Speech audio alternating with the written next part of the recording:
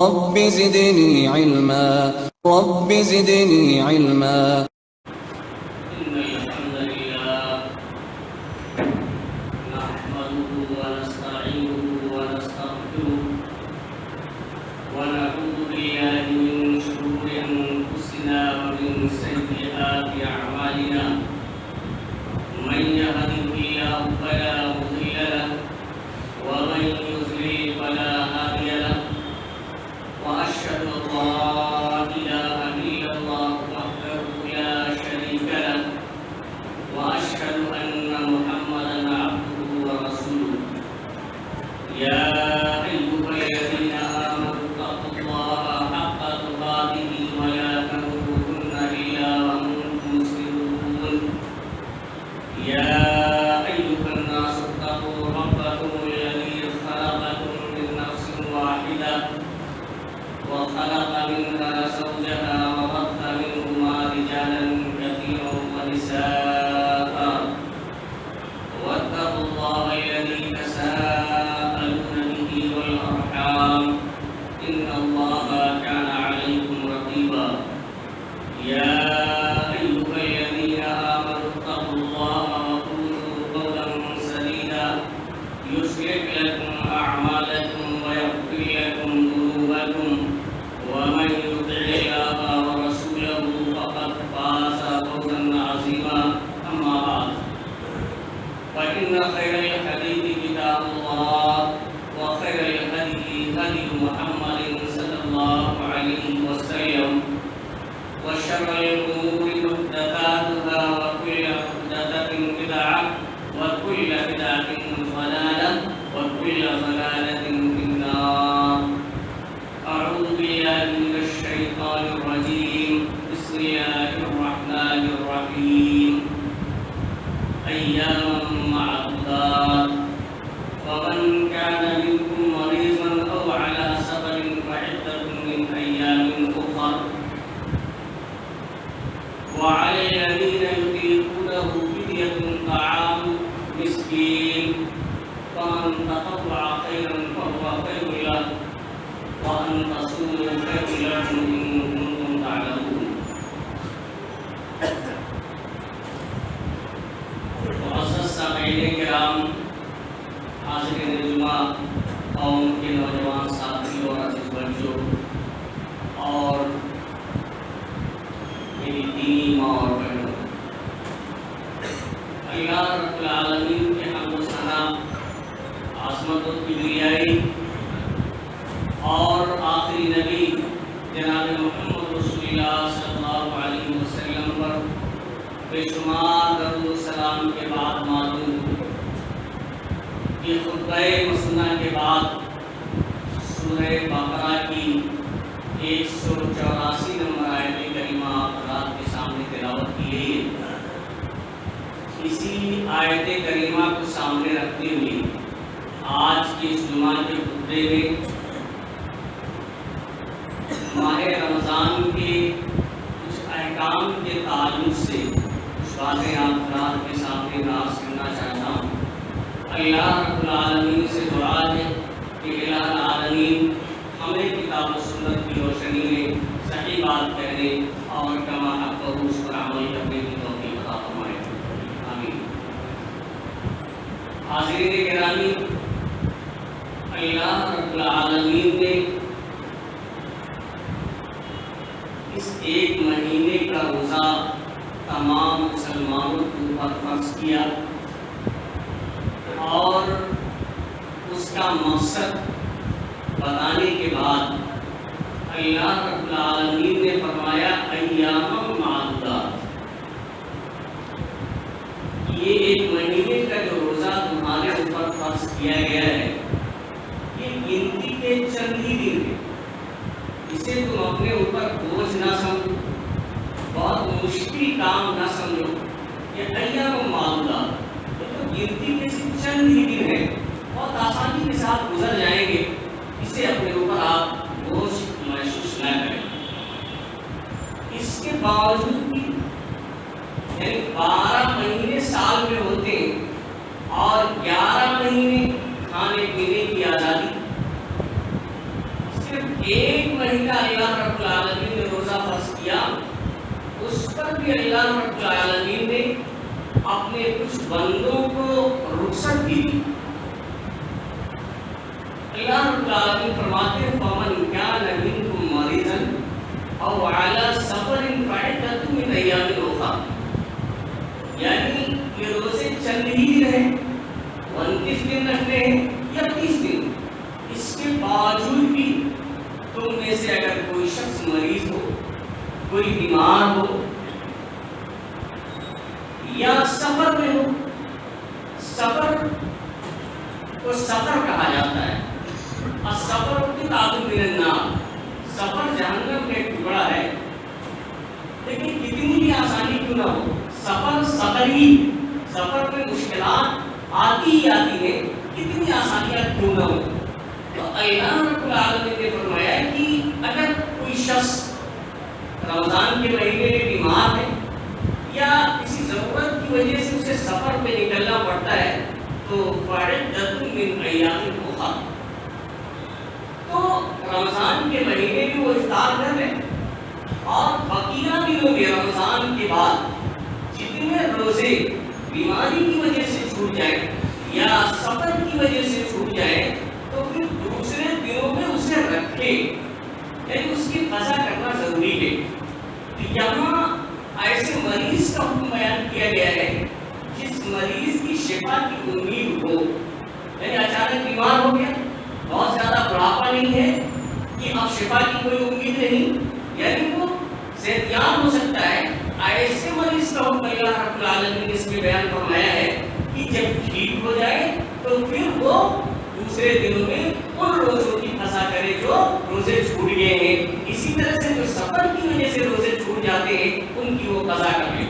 لیکن اگر اتفاق سے آدمی بیمار ہوا، رمضان کے روزے نہیں رکھ سکا اور رمضان کے روزے کے بعد شفا یاب ہو گیا اور کسی وجہ سے ابھی پورا نہیں کر سکا، انتقال کر جائے، تو اس کے ورثہ کی یہ ذمہ داری ہے کہ اس کی طرف اس کے روزے کو پورا کریں۔ اللہ کے رسول صلی اللہ علیہ وسلم نے فرمایا مَن مَاتَ وَعَلَيْهِ صِيَامٌ صَامَهُ وَلِيُّهُ، کہ جو شخص انتقال کر جائے اور اس کے ذمہ روزہ ہو، اور ظاہر سی بات ہے بیماری کی وجہ سے روزہ تو نہیں رکھا لیکن اس کے بعد اسے شفا ملی اور اسے موقع تھا کہ وہ روزہ رکھ سکتا تھا، لیکن چونکہ اللہ رب العالمین کی طرف سے اتنی وسعت ہے کہ وہ کبھی بھی روزہ مکمل کر لے، گنتی پوری کر لے، لیکن وہ نہیں رکھ سکا کسی وجہ سے، تو اب اس کے ورثہ کی یہ ذمہ داری ہے کہ اس کی طرف سے روزے کو پورا کر لے اور وہ فریضہ اس سے ثابت ہو جائے گا۔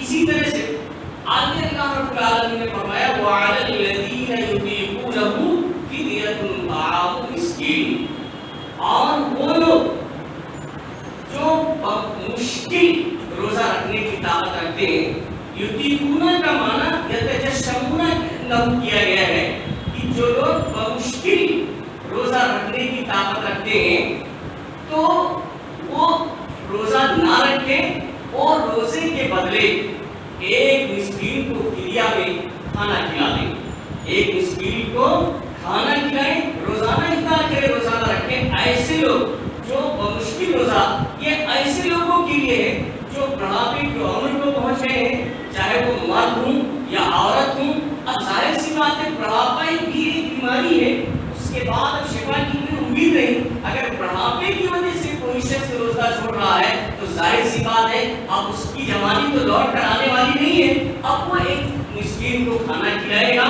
یہ اللہ رب العالمین نے فرمایا وَعَلَى الَّذِينَ يُطِيقُونَهُ فِدْيَةٌ طَعَامُ مِسْكِينٍ، وہ لوگ جو مشقت روزہ رکھنے کی طاقت رکھتے ہیں تو ان کے اوپر یہ ہے کہ ایک مسکین کو کھانا کھلائیں۔ اور آگے اللہ رب العالمین نے اچھا اس کی تفسیر میں بعض لوگوں نے یہ کیا ہے کہ جو لوگ طاقت رکھتے ہیں، مشقت نہیں یعنی طاقت ہے روزہ رکھنے کی، ان کو اللہ رب العالمین نے بھی رخصت دی ہے، لیکن یہ ابتدائی اسلام میں تھا۔ ابتدائی اسلام میں چونکہ لوگوں کو روزہ رکھنے کی عادت نہیں تھی، اس لیے اللہ رب العالمین نے ان لوگوں کو بھی یہ رخصت دی تھی کہ جن کے اندر طاقت ہے، اگر روزہ رکھنا نہیں چاہتے ہیں، نہیں رکھ پا رہے ہیں، تو ایسے لوگ ایک مسکین کو کھانا کھلائیں۔ لیکن بعد میں آگے جو آیت ہے 185 نمبر آیت ہے کلمہ اس میں اللہ رب العالمین نے اس اختیار کو پھر چھین لیا اور فرمایا فمن شہید منکم الشہر فلیصم، یعنی تم میں سے جو شخص بھی اس مہینے کو پائے تو پورے مہینے کا مکمل روزہ رکھے۔ تو اب یہ رخصت صرف بوڑھے مرد بوڑھی عورتوں کے لیے ہے، یعنی ایسے لوگوں کے لیے ہے جو روزہ رکھنے کی صلاحیت نہیں رکھتے ہیں تو وہ افطار کریں گے اور پھر افطار کے بدلے ایک مسکین کو کھانا کھلائیں گے۔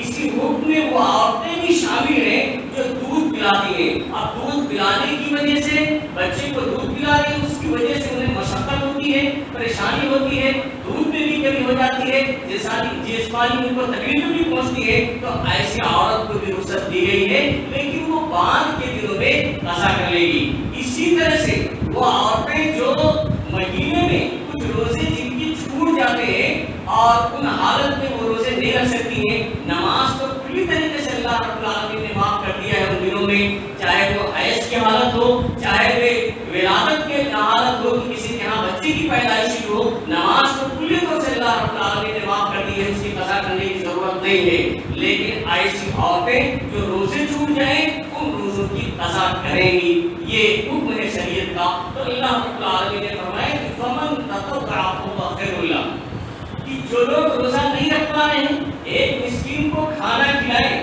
لیکن اگر کوئی شخص ایک کے بجائے 2 مسکین کو کھانا کھلا دے، 3 کو کھلا دے، 4 کو کھلا دے، اسی کا ذکر کیا ہے فمن تطوع فهو خیر له، کہ جو شخص مزید نفل کرے یعنی زائد لوگوں کو کھلا دے، ایک سے زائد لوگوں کو کھانا دے دے افطار کے بدلے، تو یہ اس کے لیے بہتر ہے۔ آگے اللہ رب العالمین فرماتے ہیں وَأَن تَصُومُوا خَيْرٌ لَكُمْ، لیکن تمہارے لیے روزہ رکھنا بہتر ہے ان کنتم تعلمون، اگر تمہیں علم ہو، یعنی ہر حال میں اگر آپ کے اندر طاقت ہے کہ آپ روزہ رکھ سکتے ہیں تو روزہ رکھنا ہی بہتر ہے، کہ اللہ رب العالمین فرماتے ہیں۔ تو سامعین کرام اس میں بہت سی چیزیں بتائی گئی، اور کہ اگر کوئی شخص مریض ہے تو اس کو بھی رخصت دی گئی، سفر میں ہے تو اس کو بھی رخصت دی گئی، اور اگر بڑھاپے کی عمر کو پہنچ گیا ہے تو اس کو رخصت دی، اور اس کا کیا حکم ہے۔ اس کے علاوہ بھی اور بہت سے مسائل ہیں۔ ایک مسئلہ آپ کے سامنے میں ذکر کرتا ہوں، بار بار یہ باتیں آتی رہتی ہیں، کوئی افطار کے وقت 1 منٹ پہلے کر لیتا ہے، کوئی 4 منٹ انتظار کرنے لگتا ہے۔ سامعین کرام اعتدال پہ قائم رہنا ضروری ہے، اعتدال پہ قائم رہنا ضروری ہے۔ دیکھیے افطار میں جلدی کرنا یہ بہتر ہے۔ اللہ کے رسول صلی اللہ علیہ وسلم فرماتے ہیں کہ لا یزال الناس بخیر ما عجل الفطر، کہ لوگ ہمیشہ بھلائی پر قائم رہیں گے جب تک وہ افطار میں جلدی کرتے رہیں گے۔ لیکن افطار میں جلدی کرنے کا مطلب کیا ہے کہ سورج غروب ہونے سے پہلے کر لیا جائے، یہ قطعی یہ اس کا مفہوم نہیں ہے، بلکہ سورج غروب ہو جائے، سورج غروب ہونے کا جو وقت ہے وہ وقت ہو گیا تو اب اس کے بعد احتیاط کرنے کی ضرورت نہیں ہے، فوراً افطار کیا جائے، یہ ہے جلدی کرنے کا مطلب۔ اور اگر اس طرح کوئی شخص اس کا اہتمام کرتا ہے تو اللہ کے رسول صلی اللہ علیہ وسلم فرماتے ہیں کہ لا یزال الناس بخیر ما عجل الفطر، کہ لوگ ہمیشہ بھلائی پر قائم رہیں گے جب تک وہ افطار میں جلدی کرتے رہیں گے۔ لیکن اگر کوئی شخص وقت ہی نہیں ہوتا ہے، اتنا جلد بازی کرتا ہے کہ سورج ابھی غروب ہونے میں 1 منٹ 2 منٹ باقی رہتے ہیں اور جلدی سے افطار کر لیتا ہے کہ افطار میں جلدی کرنا چاہیے، تو اس کی سخت ممانعت ہے۔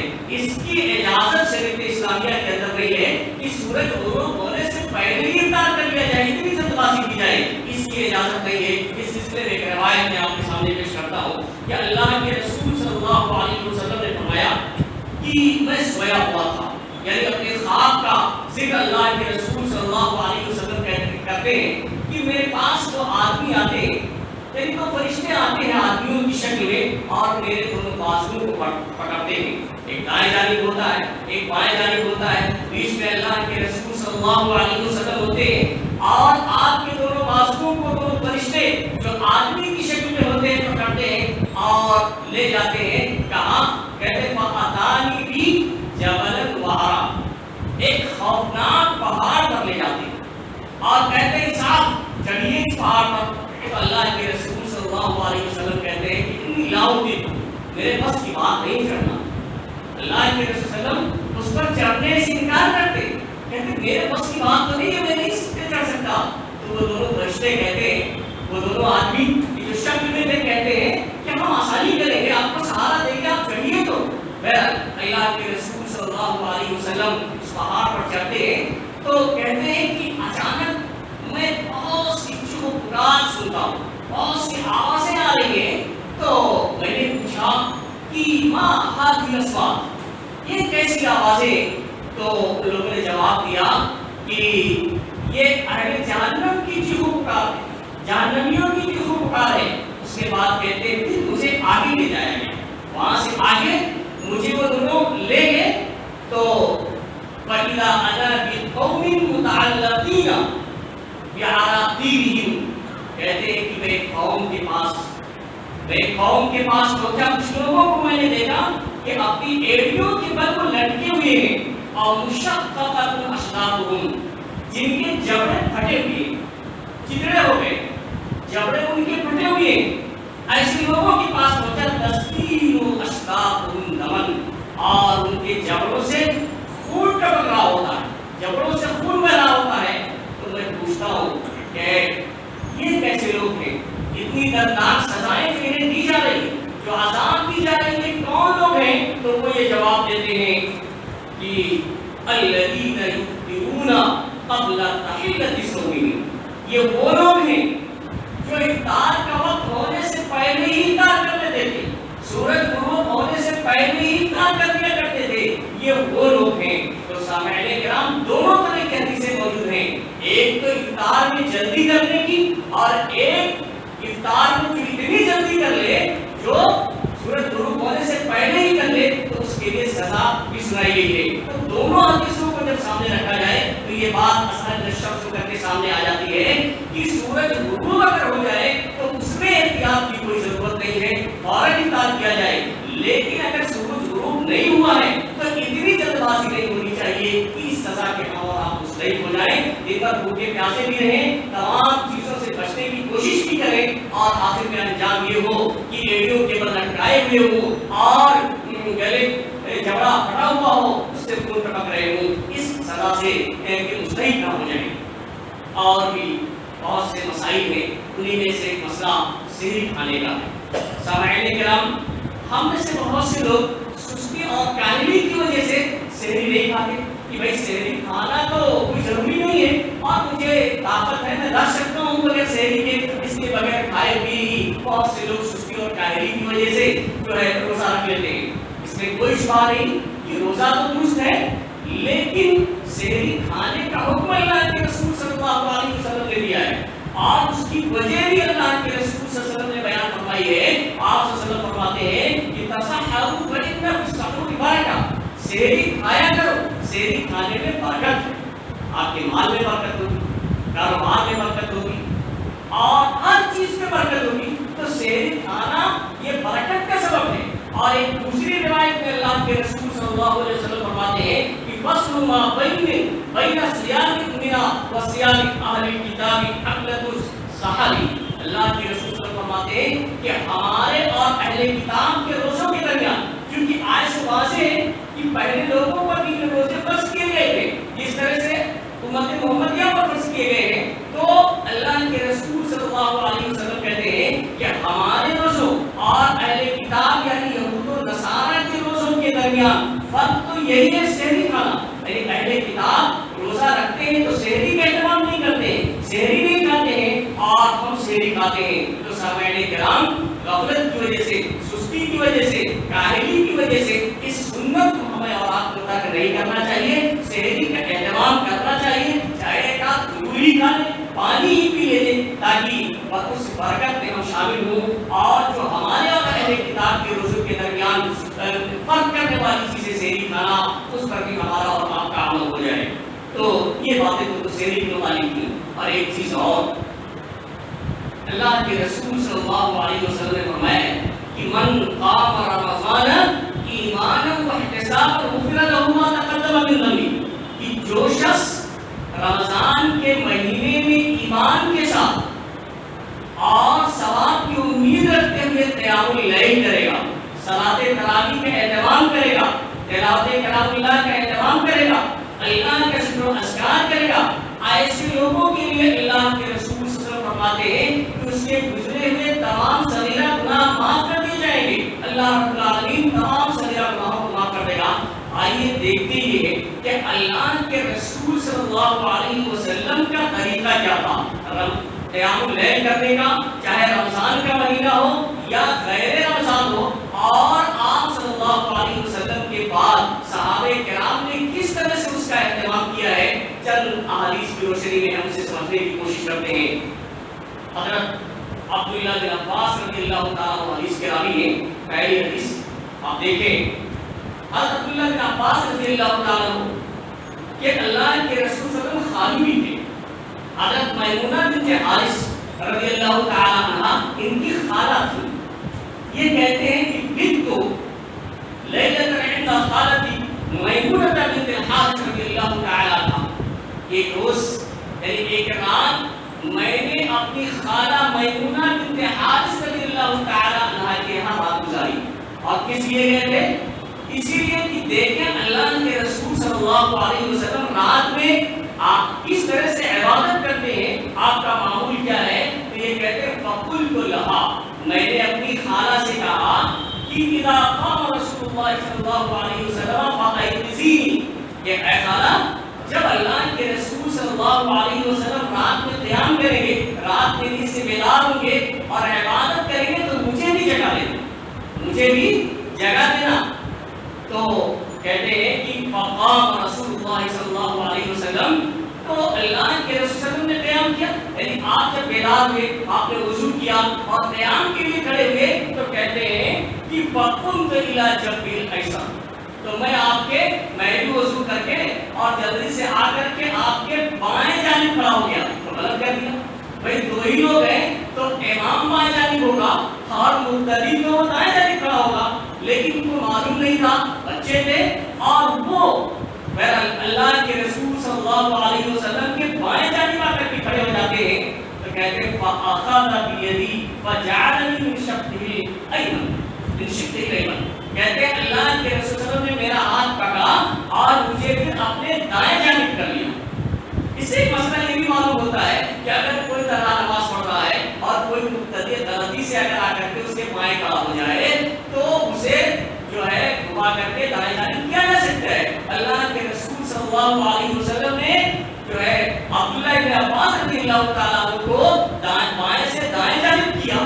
اور یہ نہیں, آگے کہتے ہیں کہ فَجَعَلْتُ إِذَا أَغْفَيْتُ يَأْخُذُ بِشَحْمَةِ أُذُنِي, کہتے ہیں آپ صلی اللہ علیہ وسلم جب کھڑے ہوئے تو آپ نے لمبا قیام کیا, آپ نے اتنا لمبا قیام کیا. تو کہتے ہیں کہ جب تک مجھے جھپکی آتی, اور ظاہر سی بات ہے کہ باندھ کے کھڑے ہیں, کبھی ادھر سے جھک رہے ہیں, یہ بچے ہوتے ہیں یا بڑے بڑے لوگ جو ہے عام آنے لگتا ہے, کبھی ادھر سے جھک رہے ہیں. تو اللہ کے رسول صلی اللہ علیہ وسلم کیا کرتے تھے؟ تو کہتے ہیں یأخذ بشحمة أذنی, اللہ کے رسول صلی اللہ علیہ وسلم میرے کان کی لو کو پکڑ لیتے تھے.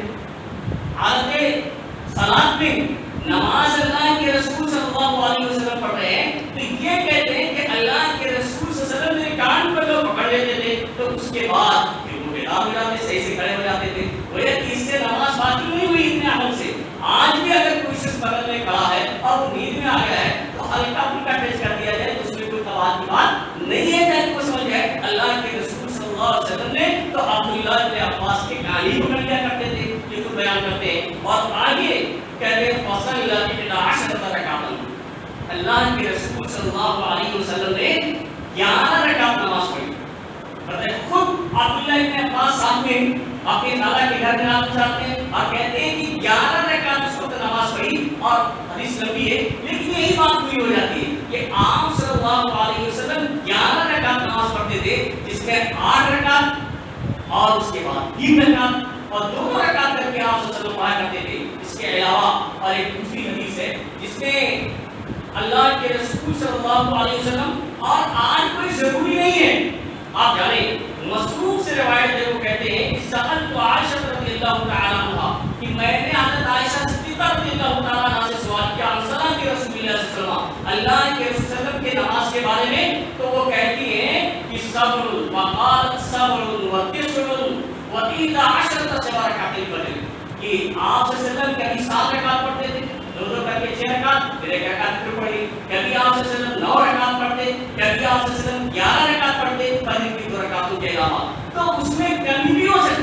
کبھی زیادتی ہو سکتی ہے، کوئی ضروری نہیں ہے.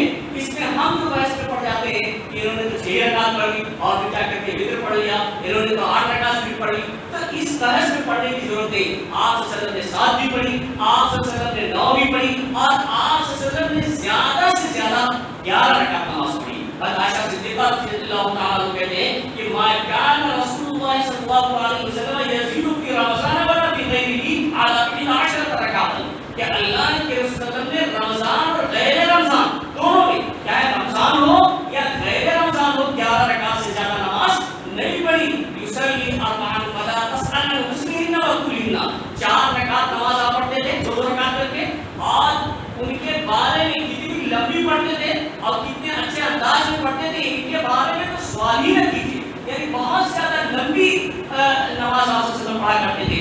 اسی طرح سے پھر 4 رکعت پڑھتے تھے اور وہ کتنی لمبی پڑھتے تھے، کتنے اچھے انداز میں پڑھتے تھے، اس کے بارے میں پوچھیے نہیں گئی. تو اس سے بھی معلوم ہوتا ہے کہ رمضان ہو یا غیر رمضان، حضرت عائشہ صدیقہ رضی اللہ تعالیٰ عنہ کہتے ہیں کہ 11 رکعت سے زیادہ آپ صلی اللہ علیہ وسلم نے نماز کبھی نہیں پڑھی.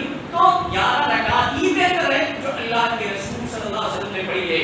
اور اسی طرح سے ایک لمبی نماز پڑھا کرتے تھے، ہم اور آپ تھوڑی سی غلط لمبی ہو جاتی ہے تو پریشان ہو جاتے ہیں.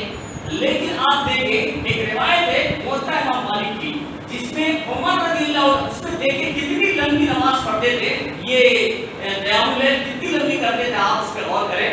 یزید سعید بن یزید رضی اللہ تعالیٰ عنہ حدیث کے راوی سعید بن یزید کہتے ہیں کہ انہ قال عمر بن الخطاب رضی اللہ تعالیٰ عنہ ابی بن کعب وتمیم الداریہ ان یقوم للناس 10 رکعات.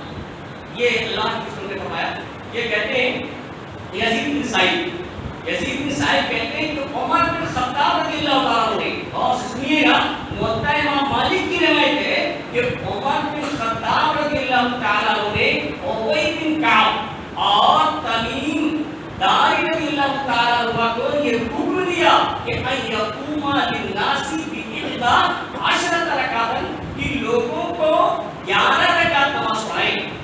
یعنی یہ عمر بن خطاب نے یہ روایت صحیح ہے، موطا امام مالک کے اندر 11 رکعت نماز پڑھانے کا حکم دیا. راوی حدیث کہتے ہیں کہ وقد كان القارئ يقرأ بالمئين، اور قاری جو ہوتے تھے اس وقت، یہ تو حکم دے دیا عمر فاروق رضی اللہ عنہ نے کہ 11 رکعت آپ نماز لوگوں کو پڑھائیں، لیکن قاری کیا کرتے تھے، وقد كان القارئ يقرأ بالمئين، اور جو قرآن حضرات ہوتے تھے، جو حفاظ کرام ہوتے تھے، وہ 100 آیتیں پڑھتے تھے، ایک رکعت میں 100 آیت. آپ غور کیجیے، 100 آیتیں پڑھتے تھے. اور اس کے بعد کہتے ہیں کہ 100 حتی کنا نعتمد علی نفسی، یہاں تک کہ ہم لوگ تھک جاتے تھے تو ڈنڈوں اور لاٹھوں پر ٹیک لگا لیتے تھے، لیکن بھاگتے نہیں تھے. آج کی طرح سے کہ امام صاحب درد کر رہے ہیں، پیچھے لوگ بیٹھے ہوئے ہیں، باتیں کر رہے ہیں.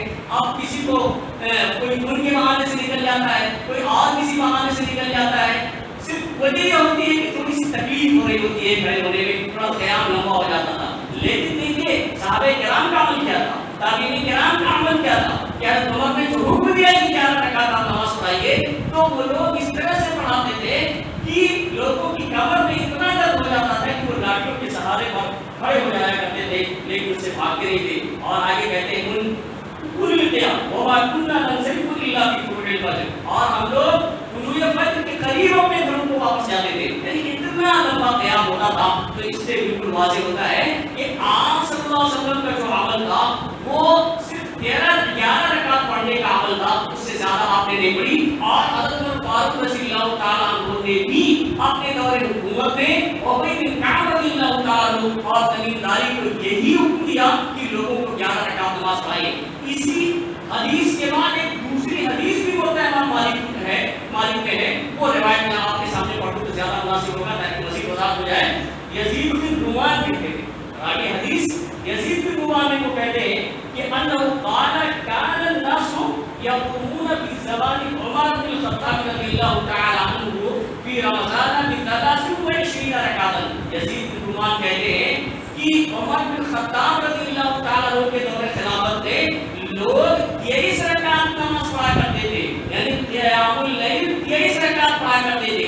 یہ حدیث بعد یہ حدیث ہے. اس سے تو معلوم ہوتا ہے کہ 20 رکعت صلاۃ تراویح کا اہتمام کیا جائے, پھر 13 رکعت بھی پڑھی جائے.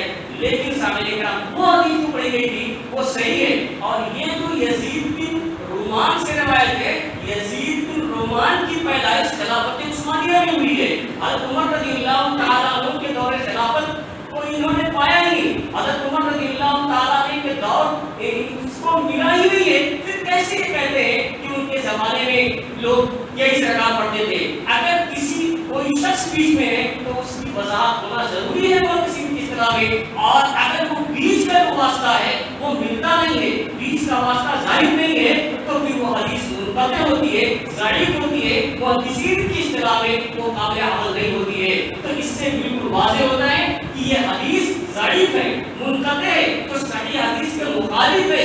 جو صحیح حدیث ہے جس میں اللہ کے رسول صلی اللہ علیہ وسلم کے بارے میں صاف واضح ہے کہ اللہ کے رسول صلی اللہ علیہ وسلم نے 11 رکعت سے زیادہ نہیں پڑھی, اور ایک جو صحیح حدیث ہے کہ عمر فاروق رضی اللہ تعالیٰ عنہ نے ابی بن کعب اور تمیم داری کو 11 رکعت پڑھانے کا حکم دیا. ان صحیح حدیثوں کے یہ معارض ہے, اس لیے اس پر عمل نہیں. ویسے تراویح یہ نفل عبادت ہے. اللہ کے رسول صلی اللہ علیہ وسلم نے فرمایا صلاۃ اللیل مثنی مثنی, اس رات کی نماز 2 رکعت ہے. تو کبھی پیشی ہو سکتی ہے, لیکن آپ صلی اللہ علیہ وسلم کا جو عمل ہے 7 9 11, تو اگر ان کا اہتمام کیا جائے تو یہی زیادہ افضل اور بہتر ہے. اللہ رب العالمین سے دعا ہے کہ الہ العالمین ہمیں کتاب و سنت کے مطابق تمام اعمال کرنے کی توفیق عطا فرمائے. الہ العالمین ہمیں جو پریشان حال ہیں ان کی پریشانیوں کو دور فرما دے. جو لوگ بیمار ہیں انہیں شفائے کامل و عاجل عطا فرما. جو لوگ مقروض ہیں انہیں قرض کی ادائیگی کی توفیق عطا فرما. بارک اللہ لنا و لکم فی القرآن العظیم. ونفعنا